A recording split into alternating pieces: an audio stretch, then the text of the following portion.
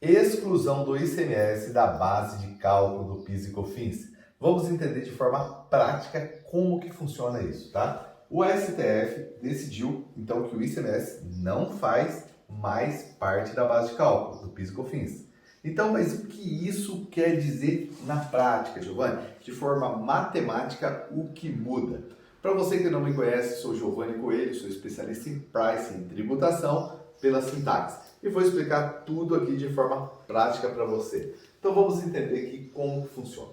Ó, antes que eu falo é antes da decisão do STF, como que é a regra que funcionava. Olha, então imagina que uma empresa ela fez uma venda de um produto. Na hora que ela vendeu esse produto, ela vendeu aqui ó, por R$ 100. Esse é o valor da venda. Quando ela vendia esse produto aqui por R$ 100, o que acontecia?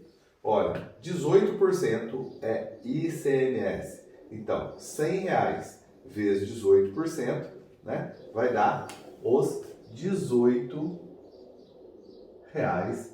que você tem que pagar de ICMS. E o PIS e COFINS? Imagina então que você tem um PIS e COFINS de 9,25. Então, sobre os R$ 100, você teria que pagar 9,25%, que dá R$ 9,25, tá? Então, sobre o faturamento, você pagava o ICMS e pagava o PIS e COFINS. Então, essa empresa aqui, ó, ela vendeu por 100, teve que pagar ICMS, teve que pagar PIS e COFINS. Então, essa empresa teve um faturamento líquido de imposto de 72,75. O que é faturamento líquido, gente?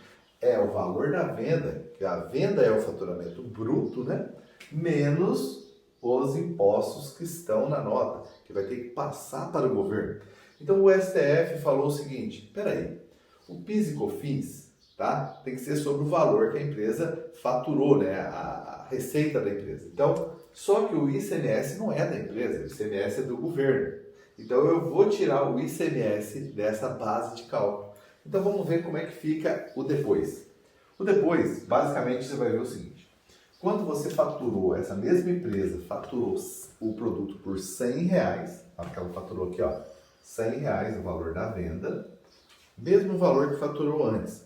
Só que primeiro ela vai tirar o ICMS. Então, R$ 100, 18%. Então vai pegar, ó, R$ 100, vai tirar os 18%.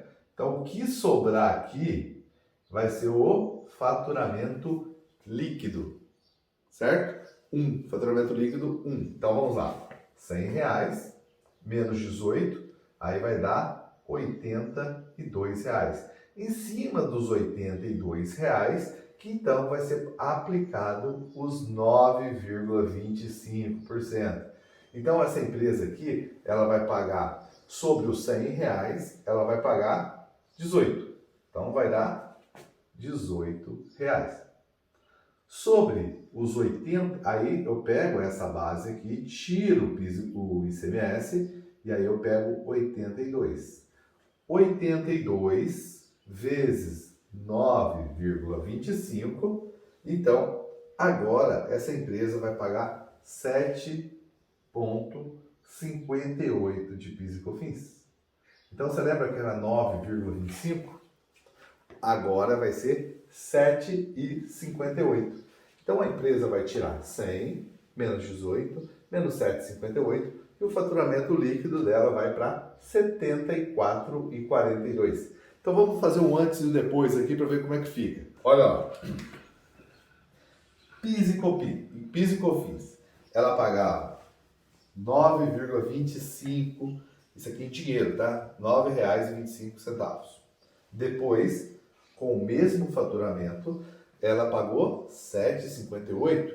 Então, ela economizou agora 1,67. Ou seja, ela tinha que pagar 9,25 e agora pagou 7,58. Então, ela economizou 1,67. Se você comparar 9,25 com 7, pegar essa diferença aqui e dividir pelo que ela pagava antes, ela teve uma economia, uma redução de 18% no PIS e COFINS. É muito, não é?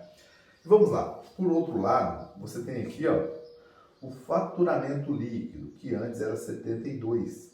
Como ela vai pagar menos PIS e COFINS, o faturamento líquido dela vai aumentar para 74. Então ela vai ter um ganho de 167, que dá um impacto, ou seja, aumento do faturamento líquido dela de 2,30%. Então, vai aumentar o faturamento líquido, porque vai diminuir o imposto de PIS e COFINS que ela precisa pagar. Mas assim, vem outra coisa. Como que funciona o passado, Giovanni? Como é que vai funcionar depois, antes, né? O antes, quando não estava valendo ainda. O seguinte, se a empresa ficou só ali vendo os vídeos sobre as regras que vão acontecer, o que vai acontecer no Senado, lá na votação do STF, não entrou com nenhuma ação, né, contra o PIS e COFINS, se ela não fez nada, ela pode recuperar desde março de 2017, tá?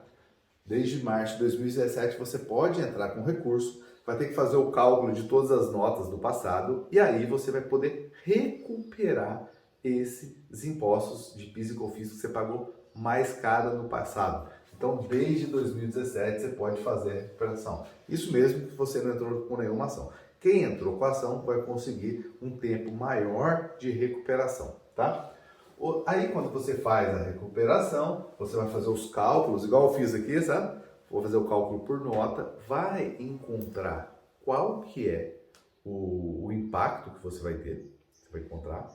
E aí, depois que você encontrar qual que é o impacto que você vai ter, aí você vai no Perdicomp e aí você vai fazer a sua compensação lá, ok? E aí, o que acontece? Você vai fazer a sua compensação lá e nessa compensação que você vai fazer, você vai ter os créditos e aí esses créditos depois você vai poder utilizar esses créditos no futuro. Na hora que você tiver uma venda, né? Você teve uma venda e aí você vai pegar, você teve o débito, em vez de você pagar esse dinheiro, o que você faz? Você usa esse crédito, ok? Então, beleza. Mas ainda tem outra última pergunta. Qual que é o impacto disso no preço? Quando você vai falar em preço, qual que é o impacto disso? Qual que seria o impacto no preço? Tem que mudar a precificação? Tem que mudar a regra? Como é que é? Então, a pergunta é, a indústria agora, ela vai ter, assim como a rede, assim como a indústria, assim como o distribuidor, eles vão ter um ganho tributário. Ou seja, eles vão pagar menos tributo de PIS e COFINS. Vai dar uma pequena redução, mas vai dar. Tem obrigatoriedade da indústria baixar o preço por conta disso? Tá? Existe isso? A resposta, gente, é não. Tá? Ela não tem que baixar o preço. Por que ela não tem que abaixar o preço nesse caso específico? Porque não tem impacto no custo de quem está comprando. Vamos voltar aqui, vou mostrar aqui para você, nesse cenário, vamos imaginar esse cenário. Hoje, a partir desse momento agora, o que acontece? A indústria vai vender para a rede. Na hora que a indústria vender para a rede, ela vai vender por R$100, 18% de ICMS e 9,25% de PIS/COFINS. Né? Então, só que vai dar 18 aqui.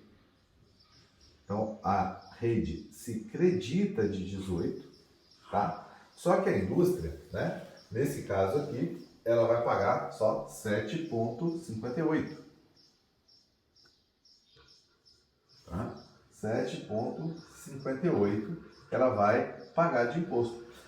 E a rede? Então, ela vai se creditar menos? Não. A rede se credita, tá? A rede se credita de 9,25 sobre a compra. Tá? Então é o seguinte, independente do PIS e COFINS que vier destacado aqui, a rede pode se creditar de 9,25.